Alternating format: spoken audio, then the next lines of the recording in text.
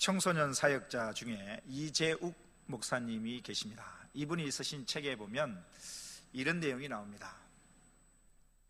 호스피스 병동에 입원한 한 아주머니의 이야기입니다. 이 아주머니는 가난하게 사셨습니다. 그래서 마음에 품고 있는 소원인데 뭐냐? 내 집 한 채 마련하는 겁니다.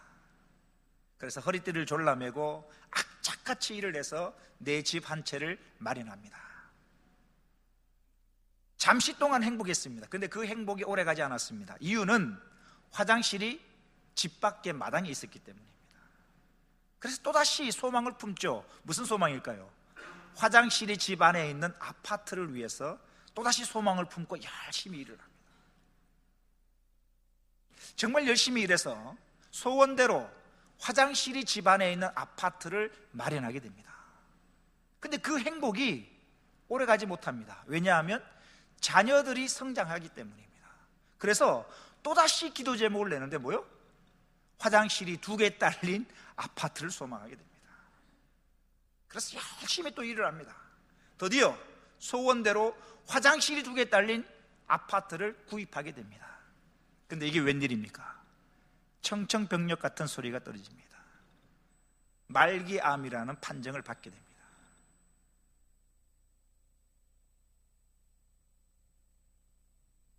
이만하면 됐다라고 생각했는데, 이젠 됐다, 이룰 것이 없다라고 생각했는데, 자기의 인생 앞에 말기암이라는 죽음이 코앞에 닥쳐온 것입니다. 호스피스 병동에 입원한 아주머니가 죽음을 앞에 두고 뒤돌아보니까 자기 인생을 3글자로 요약할 수 있더래요. 뭘까요? 화장실. 자기 인생을 대변해주는 3글자, 화장실. 우리는 늙고 약해져서 결국 죽을 것입니다. 앞만 보고 달려오다 문득 죽음을 코앞에 두게 되는 것입니다. 정신없이 앞만 보고 달려왔는데 어느 순간 보니까 죽음이라는 것이 내 코앞에 다가와 있더라는 것입니다. 이 아주머니는 결국 화장실 수를 늘려가는 동안 죽음이 자기 코앞에 온 걸 몰라보고 있었던 것입니다. 사랑하는 성도 여러분, 혹시 이 아주머니가 걸어간 길을 우리가 똑같이 걷고 있는 것은 아닐까요? 전도서에 의하면 이 모든 것들이 다 헛되도다 라고 성경은 기록합니다. 이 땅에서 헛되지 않는 것, 영원한 것, 오직 예수 그리스도밖에 없습니다. 영원한 것에 투자할 수 있는 지혜로운 저와 여러분 되시기를 주의 이름으로 축원합니다. 우리 앞뒤 좌우로 한번 이번 주 인사 말씀 다시 한번 인사드릴까요? 주님께 속한 소수가 됩시다.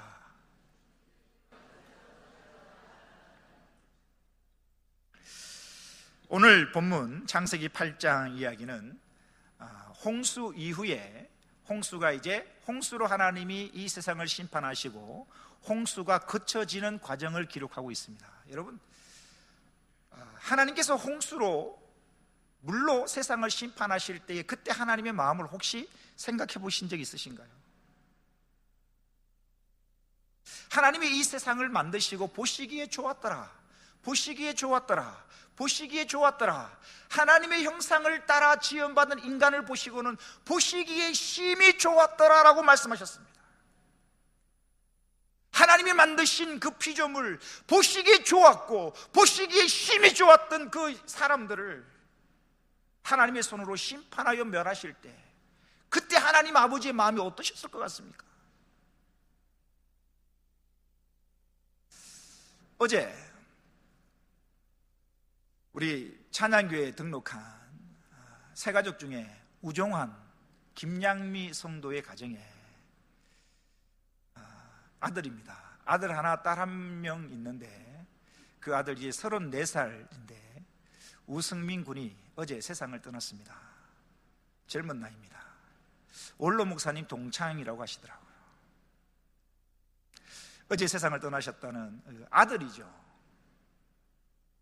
아들이 34살 먹은 젊은 아들이지 않습니까? 대학까지 졸업하고 아직 살아가야 될 날이 많은 그 젊은 아들. 우종환 성도님이 연세가 지금 80에 가까이 돼가요. 34살 먹은 아들이 세상을 떠났어요. 오늘 입간 예배를 드렸습니다. 그 아들을 입간하고 입간 예배를 드리는데 새가족이라 저와 깊은 친밀감은 좀 없었습니다만 제가 이렇게 울어본 장례식은 처음인 것 같습니다. 아들을 먼저 떠나보내고 입간 예배를 드리는데 제가 해줄 수 있는 위로의 말이 없더라고요. 그래서 우종환 성도님을, 여든이 다 돼가는 그 성도님을 제가 꼭 안아드렸습니다. 우종환 성도님이 저를 꼭 안으시면서 소리내서 울지도 못하시고 속으로 흐느껴 우시면서 저를 꼭 안으시면서 우시더라고요. 슬픔이 느껴지더라고요. 저를 꼭 안으시는 그 손에 아픔과 슬픔이 느껴지더라고요. 한참 동안 안고 있었습니다. 우시는 그분의 모습을, 아들을 잃고 입관을 하고 우시는 그 우정한 성도님을 볼 때 저도 눈물이 나더라고요. 아들 한 명 잃은 것도 굉장히 마음이 아픕니다. 하나님이 이 땅을 창조하시고 하나님의 형상을 따라 지음받은 인간들이 하나님을 배반하고 온갖 죄를 짓고 결국 하나님이 만든 그 모든 피조물을 하나님의 손으로 심판할 수밖에 없는 그 하나님 아버지의 마음, 아마도 피눈물이 났을 것입니다.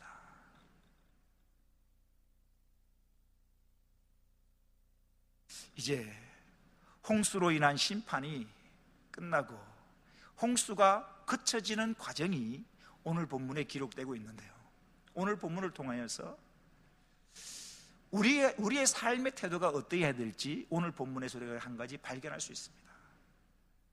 1절 말씀을 보십시오.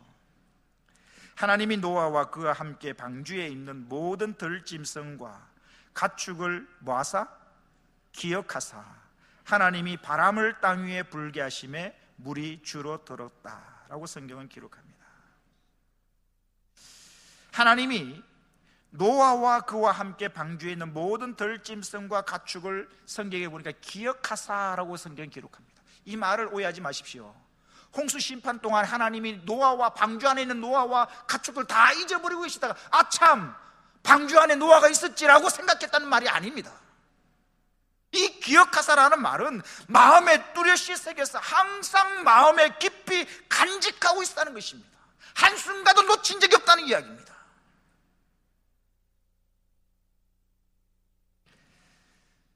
사랑이 풍성하신 하나님께서는 하나님의 자녀를 잊어버리신 적이 없습니다.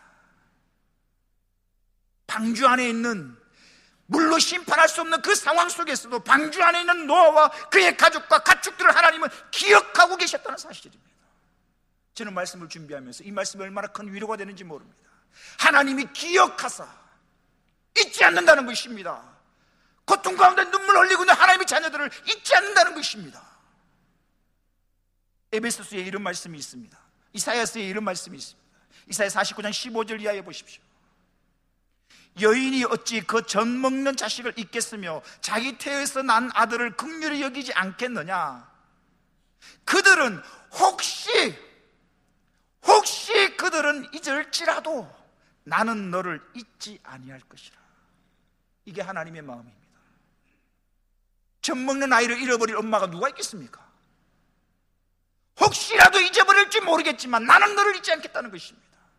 16절에 이렇게 기록합니다. 내가 너를 내 손바닥에 새겼다는 것입니다. 이게 하나님이십니다. 우리 이 땅을 살아가면서 실망하고 좌절하고 아픔을 느끼고 근심 가운데 두려움 가운데 그렇게 낙심할 때가 있어요. 그러나 기억하십시오. 세상 모든 사람들이 나를 잊는다 할지라도 나를 잊지 아니하시고 기억하시는 분이 계시는데, 우리가 찬양을 드렸지만 나를 낳으시고 내 생각을 하시고 내 눈물을 보시고 계시는 주님이 나를 잊지 않는다는 사실입니다. 내가 너를 기억한다는 것입니다. 이 말씀이 얼마나 큰 힘이 되는지요. 내 속마음을 알아주는 사람이 아무도 없다 할지라도 나를 창조하시고 내 머리털까지 세신 받으신 그 하나님이 나를 기억하고 계신다는 사실입니다. 기억하십시오. 여러분은 잊혀진 존재가 아닙니다. 하늘과 땅을 만드신 그 하나님이, 하나님의 그 아들 예수 그리스도를 십자가에 죽이시기까지 저와 여러분을 기억하고 계신다는 사실입니다. 얼마나 큰 힘이 됩니까? 하나님이 방주 안에 있는 노아와 그의 가족들과 짐승들을 기억하사 바람을 불어 물이, 1절에 보십시오, 물이 줄어들었고, 2절입니다. 기품의 샘과 하늘의 창문이 닫히고 하늘에서 비가 그치매 라고 되어 있습니다. 홍수 심판이 어떻게 시작되었는지는 창세기 7장 10절 이하에 기록됩니다. 한번 보십시오. 홍수가 어떻게 시작되냐면 이렇게 시작됩니다. 7장 10절과 10절 이하인데, 며칠 후에 홍수가 땅에 덮이니 노아가 600세 되던 해 둘째 달, 곧 그 달 11의 날에 2월 17일이라는 이야기입니다. 둘째 달 그 달 11일에 17일이라 그날에 큰 기품의 샘들이 터지며, 땅속에 있는 큰 기품의 샘들이 터지고 하늘의 창문이 열려 비가 쏟아지는데 40일 주야를 비가 땅에 쏟아졌더라. 홍수가 시작될 때의 모습입니다. 하늘에서만 비가 내린 게 아니라 땅에서 깊은 샘이 터지고 하늘의 창문이 열려 비가 쏟아집니다. 밑에서 위에서 한꺼번에 쏟아집니다. 40일 동안.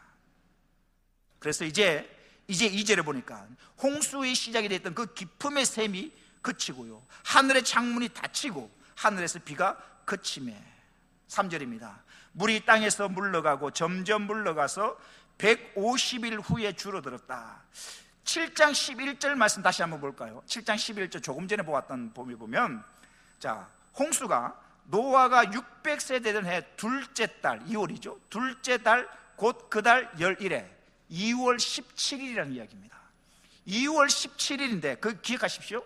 홍수가 시작된 날 2월 17일입니다. 3절, 오늘 본문 3절에 물이 땅에서 물러가고 점점 물러가서 150일 후에 줄어들었다. 150일이면 5달입니다. 2월 17일에서 5달이면 7월 17일입니다.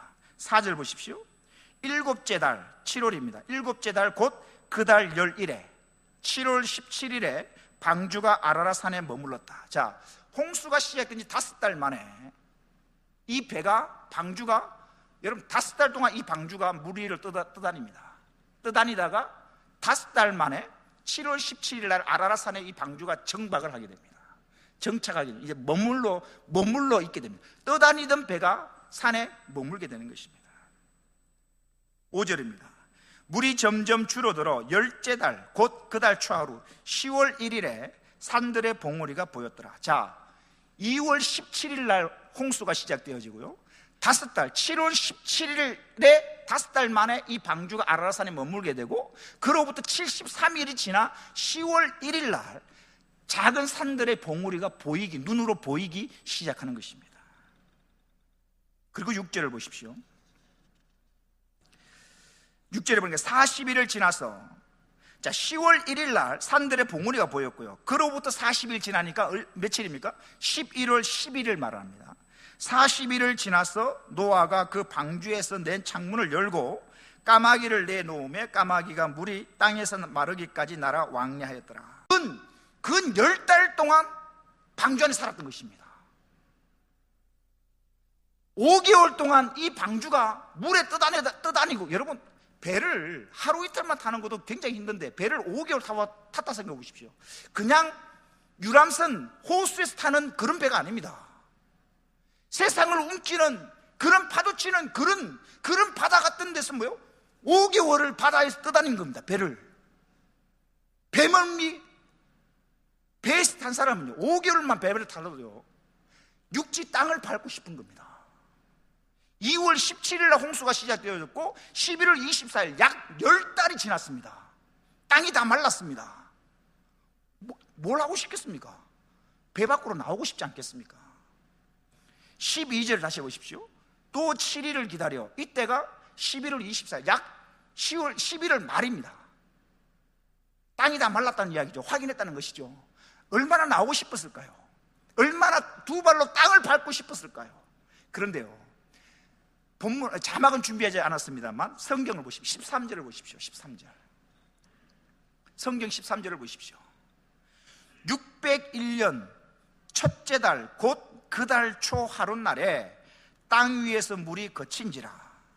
노아가 방주 뚜껑을 제치고 본즉 지면에서 물이 거쳤더라. 홍수가 시작된 지는 노아 600세 되는 날 2월 17일입니다. 이제 해가 바뀌었습니다. 601년 1월 1일이 된 것입니다. 해가 바뀌었습니다. 1월 1일이 되었습니다. 자, 11월 24일 날 땅이 다 마른 걸 확인할 수 있었고요. 그로부터 약 40일 이상 정도 기다렸다가 해가 바뀌어서 다음에 1월 1일 날 뚜껑을 열고 봅니다. 보니까 뭐요? 지면에서 물이 완전히 거친 걸 이제 두 눈으로 확인했습니다. 1월 1일입니다. 배 안에서 배 밖으로 나와야 되지 않을까요? 그런데 14절을 보십시오. 13절은 1월 1일을 말합니다.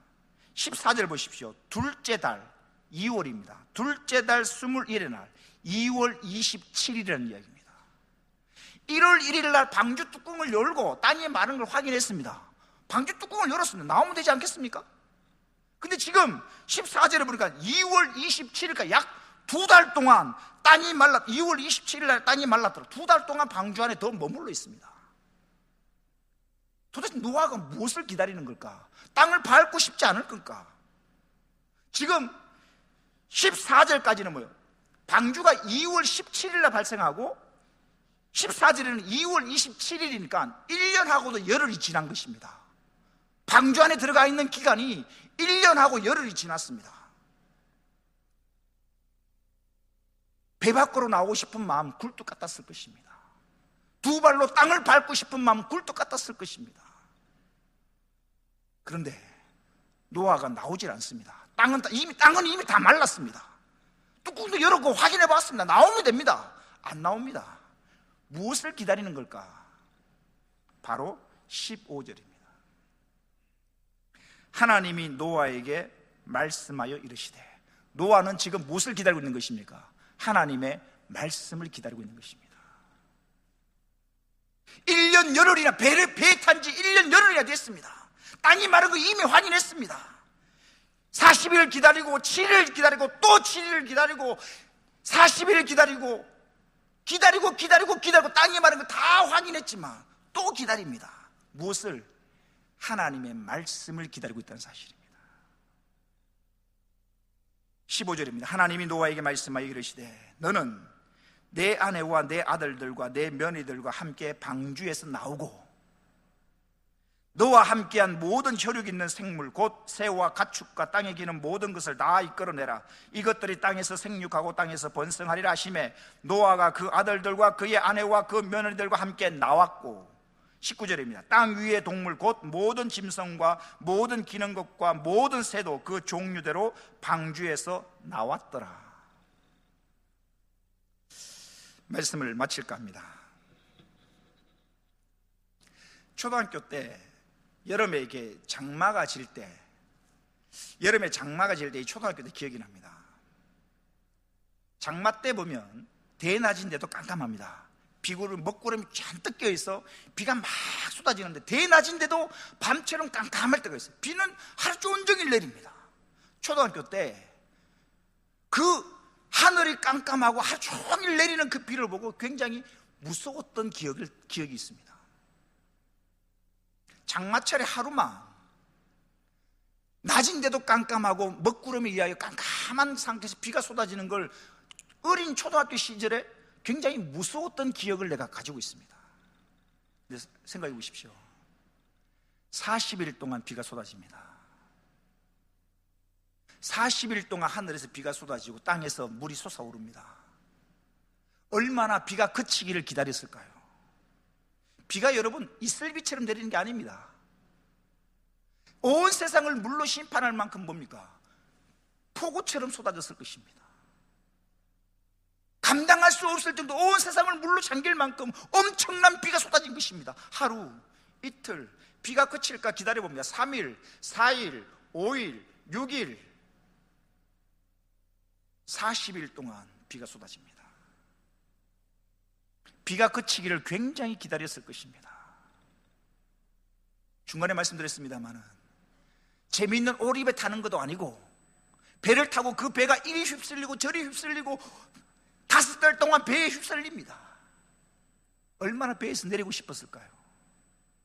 그러나 오늘 본문에 우리가 살펴보았지만 아라랏산의 배가 정박한 이후에도 당장 문 열고 나오지 아니하고 73일을 지나 기다립니다. 봉우리가 보일 때까지 기다립니다. 또 7일을 기다려서 까마귀를 보내고 또 기다려서 비둘기를 보내고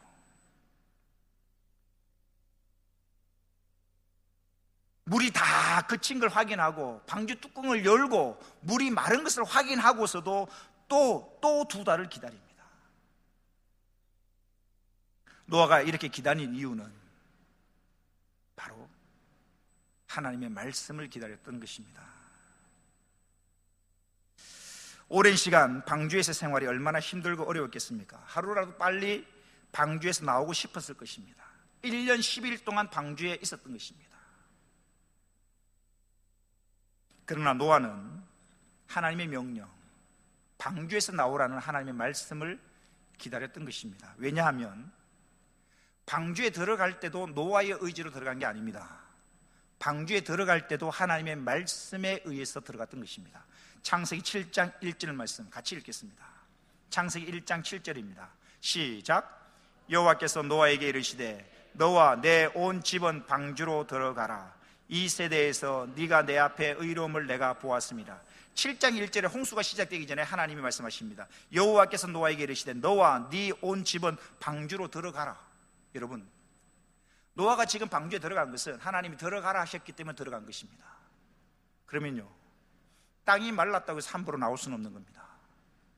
방주에 들어가라 하신 하나님이 다시 나오라는 말씀이 있을 때까지 머물러 있어야 됩니다. 이게 인내입니다. 근데 우리네 인생을 보십시오. 우리는 너무나 조급합니다. 노아는 40일을 기다리고 7일을 기다리고 또 7일을 기다리고 2달을 기다려서 땅이 마른 걸 다 확인하고 1년 10일이 되었지만 나오지 않습니다. 하나님의 말씀, 나오라는 하나님의 말씀을 기다리고 있었던 것입니다. 우리가 신앙생활을 할 때 조바심이 생기고 조급함이 생길 때가 있습니다. 그럴 때일수록 하나님의 음성에 귀 기울이며 기다릴 줄 알아야 합니다. 성경에 보면 조급함 때문에 낭패를 당한 사람이 있는데 바로 사울 왕입니다. 블레셋과의 전쟁이 있을 때입니다. 블레셋과 전쟁을 하는데 사무엘 선지자가 와서 제사를 드렸는데 사무엘 선지자가 늦게 오는 겁니다. 백성들은 무서움에 자꾸 도망가 버립니다. 전쟁을 하려고 모였는데 사무엘 선지자는 오지 않고 백성들은 도망가고, 그래서 자격이 없는 사울이 자기 마음대로 번제를 드리고 맙니다. 볼까요? 사무엘상 13장 9절 이하를 보십시오. 사울이 이르되 번제와 화목제물을 이리로 가져오라 하여 번제를 드렸더니 번제 드리기를 마치자 사무엘이 옵니다. 사울이 나가 맞으며 무난함에 사무엘이 말을 합니다. 11절을 보십시오. 왕이 행하신 것이 무엇이냐 하니 사울이 이르되 백성은 내게서 흩어지고 당신은 정한 날 안에 오지 아니하고 블레셋 사람은 믹마스에 모였음을 내가 보았으므로 이에 내가 이르기를 블레셋 사람들이 나를 치러 길갈로 내려오겠거늘 내가 여호와께 은혜를 간구하지 못하였다 하고 부득이하여 어쩔 수 없어이 내가 번제를 드렸나이다 하니라. 사울의 조급함입니다. 조금 더 인내함으로 기다리지 못한 사울의 조급함이 드러난 것입니다. 그 말을 들은 사무엘이 이렇게 이야기를 합니다. 13절 이하 보십시오. 사무엘이 사울에게 이르되 왕이 망령되이 행하였도다. 왕의 하나님 여호와께서 왕에게 내리신 명령을 지키지 아니하였도다. 그리하였더라면 여호와께서 이스라엘 위에 왕의 나라를 영원히 세우셨을 것이거늘 지금은 왕의 나라가 길지 못할 것이라. 여호와께서 왕에게 명령하신 바를 왕이 지키지 아니하였으므로 여호와께서 그의 마음에 맞는 사람을 구하여 여호와께서 그를 그의 백성의 지도자로 삼으셨느니라 하고, 사랑하는 성도 여러분, 하나님의 말씀을 기다리십시오. 땅이 말랐다고 해서 내 마음대로 방주에서 나와서는 안 되는 것입니다. 방주에 들어가라 하신 하나님은 때가 되어 하나님 나오라고 말씀하실 때가 있는 것입니다. 그 때를 지금 노아는 기다리고 있는 것입니다. 땅이 마른 것을 이미 확인했습니다. 그럼에도 불구하고 자기가 결정하지 않습니다. 7장 1절에 방주에 들어가라 하신 분이 하나님이시기 때문에 그 방주에서 나오라고 하신 그 하나님의 음성을 기다리고 있었던 것입니다. 우리가 여기서 또 하나 기억할 것이 있는데, 노아는 기다리는 동안에 맥 놓고 가만히 있었는가? 아니더라는 것입니다. 하나님의 말씀, 나오라는 그 말씀을 기다리는 동안에도 이 노아는 자신의 주어진 그 환경 속에서 최선을 다합니다. 까마귀도 보내기고 비둘기도 보내기도 하고요. 자신의 주어진 상황 속에서 하나님의 말씀을 기다리는 동안에 맥 놓고 있는 게 아니라 최선의 행동을, 모션을, 액션을 하고 있다는 사실입니다. 우리도 마찬가지입니다. 하나님의 말씀을 기다려야 합니다. 말씀보다 앞서서는 안 되는 것입니다. 하지만 기억해야 될 것은 하나님의 말씀을 기다리면서 뭐 해야 되는가? 기도하고 나에게 주어진 상황 속에서 최선을 다해야 된다는 사실입니다. 요셉을 보십시오. 억울하게 누우면서 감옥에 갇혔습니다. 하나님이 때가 되면 풀어주실 거야. 감옥에서 손 놓고 하나님이 풀어주실 때까지 가만히 기다렸는가? 아니요. 억울하게 누명을 쓰고 감옥에 갇혔지만 요셉은 어떻게 했는가? 감옥 속에서 죄수로서의 삶에 최선을 다합니다. 떡 맡은 관료, 술 맡은 관료 최선을 다해 섬깁니다. 하나님이 내 억울함을 보셨을 거야, 아실 거야, 나를 풀어주실 거야 하고 손 놓고 가만히 있는 게 아니라 감옥에서조차도 주어진 상황 속에 최선을 다합니다. 그럴 때에 때가 되어 하나님께서 술 맡은 관장을 통하여 그를 풀어주시는, 구원해주시는 역사를 우리는 바라보게 되는 것입니다. 사랑하는 성도 여러분, 이곳에서 예배드리는 우리 학생과 청년,